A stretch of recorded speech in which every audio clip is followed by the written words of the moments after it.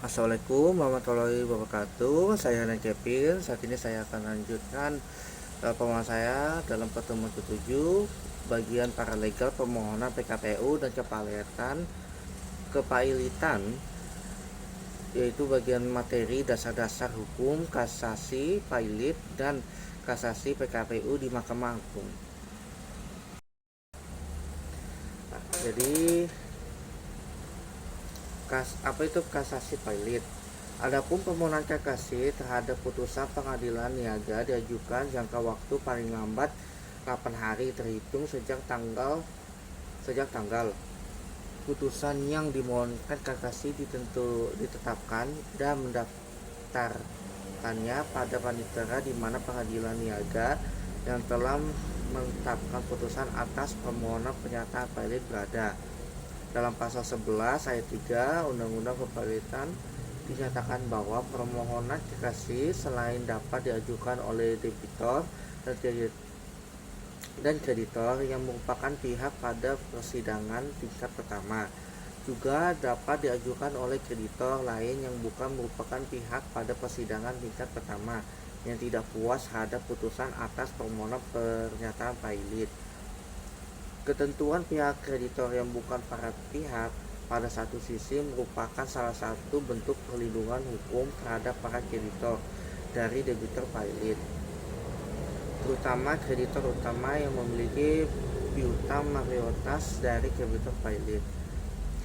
Dinyatakan sebagai bentuk perlindungan hukum bagi kreditor tersebut karena adanya kemungkinan permohonan pailit diajukan oleh kreditor yang mempunyai piutang yang kecil, namun ia mengajukan permohonan pailit di mana aset debitor pailit jauh melebihi dari kreditor kecil yang mengajukan pailit tersebut. Hal ini berpotensi untuk merugikan kreditor besar karena kepailitan tidak proporsional antara aset dengan utang cenderung merugikan debitor itu sendiri dari kreditor besarnya. Contoh kepailitan asuransi Wataka di mana Wataka dinyatakan pailit oleh pengadilan niaga dan Mahkamah Agung karena adanya permohonan pailit dari salah satu kreditornya yang hanya mempunyai utang kurang dari 5%-nya. Putusan Pengadilan Niaga Jakarta nomor 48 pailit 2000 PN Niaga JKT BST dan putusan Mahkamah Agung nomor 29K N 2000. Dan ini model-model kasasi pailit. Kasasi dalam proses permohonan pailit baik yang diajukan oleh para pihak dalam perkara maupun kreditor lain yang terkait yang bukan pihak dalam perkara. Kasasi atau pencabutan pailit diatur dalam pasal 19 ayat 2 Undang-Undang Kepailitan. Kasasi atau atas penolakan pengesahan homologasi diatur dalam pasal 160 ayat 1 Undang-Undang Kepailitan. Selanjutnya kasasi atas penolakan terhadap putusan pengadilan atas daftar pembagian harta pailit diatur dalam pasal 196 ayat 1 Undang-Undang Kepailitan dan pasal 194 ayat 6 Undang-Undang Kepailitan. Selanjutnya memo jangka waktu kasasi. Mahkamah Agung dalam jangka waktu pailit lambat 2 hari sejak tanggal permohonan kasasi diterima oleh panitera Mahkamah Agung menetapkan hari sidang.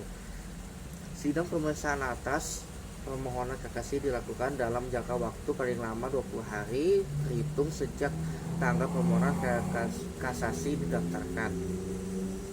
Pemeriksaan atas permohonan kasasi dilakukan oleh Majelis Hakim Mahkamah Agung yang khusus dibentuk untuk memeriksa dan memutuskan perkara yang menjadi lingkup kewenang ke pengadilan niaga.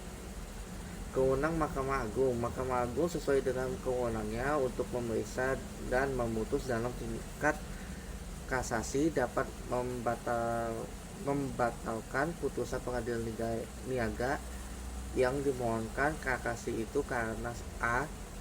tidak berwenang atau melampaui batas wewenang, B. salah menerapkan atau melanggar hukum yang berlaku, C. lalai memenuhi syarat-syarat diwajibkan oleh peraturan perundang-undangan yang mengancam kelalaian itu dengan batalnya putusan dan bersangkutan. Putusan kasasi. Putusan atas permohonan kasasi harus ditetapkan dalam jangka waktu paling lambat 60 hari terhitung sejak permohonan kasasi didaftarkan.